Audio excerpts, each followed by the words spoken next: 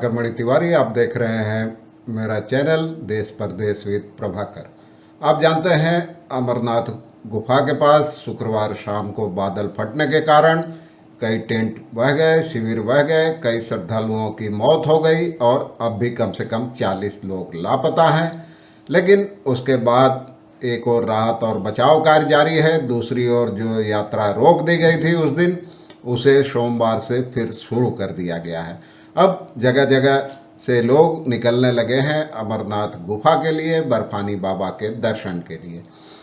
आपको मैंने दिखाई तस्वीरें उस दिन हादसे की। उसके बाद अब जो तैयारियां हैं, लोग फिर दोबारा वहां पहुंचने लगे हैं, बेस कैंप से निकल चुके हैं। तो आज यही आखिर तक देखिए रिपोर्ट, बताऊंगा कैसे यात्रा शुरू हुई और क्या क्या हुआ। जैसे तो चैनल को सब्सक्राइब करें, मित्रों परिजनों के साथ शेयर करें और घंटी का निशान दबाना भी मत भूलें। घंटी का निशान दबाने पे आपको मेरे कार्यक्रमों की समय रहते सूचना मिल जाएगी।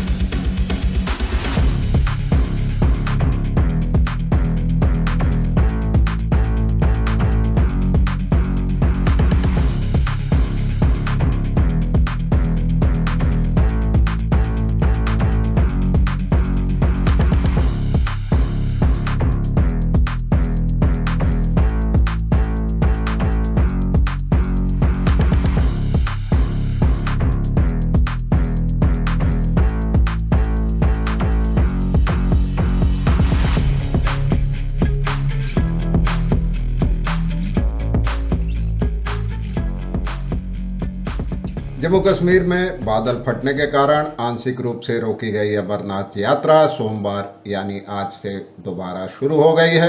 जम्मू में रुकने के बाद तीर्थयात्रियों का नया जत्था बेस कैंप से निकलने लगा है। श्रद्धालुओं का कहना है कि हम लोग अपने घर से प्रण लेकर आए हैं कि भोलेनाथ के दर्शन किए बिना घर नहीं लौटेंगे। बाबा के दर्शन के लिए हम आए थे, लेकिन यह हादसा हो गया। सरकार ने आज से यात्रा शुरू कर दी, इससे हमें बेहद खुशी है। तीर्थयात्रियों का कहना है कि हम ऊर्जा से भरे हुए हैं और दर्शन के बिना वापस नहीं जाएंगे। हमें भोले बाबा पर पूरा भरोसा है और हम बेसब्री से दर्शन का इंतजार कर रहे हैं। हमें खुशी है कि यह यात्रा फिर शुरू हो गई है। सीआरपीएफ और दूसरे कर्मचारी सुरक्षित रूप से यात्रा कामयाब बनाने के लिए कृत संकल्प हैं। तो और जो तीर्थयात्री बल्टल बेस कैंप में यात्रा शुरू होने का इंतजार कर रहे हैं, वो भी अब निकलने लगे हैं। बल्टल और नुनवान दोनों तरफ से हेलीकॉप्टर मुहैया कराया गया है। तीर्थयात्री जम्मू बेस कैंप से निकल चुके हैं आज सुबह। आप जानते हैं अमरनाथ गुफा के नीचे शुक्रवार शाम करीब 5:30 बजे बहुत ज़्यादा बारिश होने के बाद जमा पानी के अचानक नीचे आ जाने या यूँ कहें कि बादल फटने के कारण कम से कम 16 लोगों की मौत हो गई और अभी भी 40 लोग लापता बताए जा रहे हैं। अब सरकारी सूत्रों के मुताबिक 34 घायलों को बाहर निकाल लिया गया है। मौके पर एनडीआरएफ, एसडीआरएफ, सेना और बचाव कार्य से जुड़ी तमाम एजेंसियां राहत और बचाव कार्य में अब भी लगी हुई हैं। इस बीच जम्मू कश्मीर के उपराज्यपाल मनोज सिन्हा ने पहलगाम में नुनवान बेस कैंप का दौरा किया रविवार को और बादल फटने के बाद जो यात्रा बाधित हो गई थी उसे बहाल करने के प्रयासों का जायजा लिया और उन्होंने रात भी वहीं बिताई। एक आधिकारिक प्रवक्ता ने बताया कि उपराज्यपाल ने बचाव और राहत कार्यों को पूरा कर यात्रा को शीघ्र बहाल करने की प्रयासों की निगरानी के लिए रात को नुनवान में रुकने का फैसला किया था। उन्होंने वहां रहने वाले यात्रियों से भी बातचीत की और स्वास्थ्य सुविधाओं और लंगर व्यवस्था की समीक्षा की और उनको बैठक के दौरान राहत और बचाव कार्यों की पूरी जानकारी दी गई। आप जानते हैं अभी भी जो लापता यात्री हैं उनकी तलाश जारी है और विशेषज्ञों को उतारा गया है। तीसरे दिन भी कोई सुराग नहीं मिल सका है 40 श्रद्धालुओं का। इनकी तलाश में अब जवानों के साथ अत्याधुनिक मशीनों को भी लगाया गया है। बड़ी चट्टानों और बर्फ को तोड़कर चप्पा चप्पा खंगाला जा रहा है। सेना के प्रवक्ता के मुताबिक मलबे से लेकर ग्लेशियर के नीचे बह रहे नालों में भी उनकी तलाश की जा रही है। इसके लिए विशेषज्ञ टीमों को उतार दिया गया है। High altitude warfare school Gulmarg की टीमें रेको R9 रडार समेत अत्याधुनिक उपकरणों से लैस हैं। ये रडार जवानों को कठिन जगहों तक पहुंच बनाने में मदद कर रहे हैं। उधर नीलग्राज से हादसे में मारे गए लोगों के शव उनके घरों तक भेजने की तैयारी की जा रही है।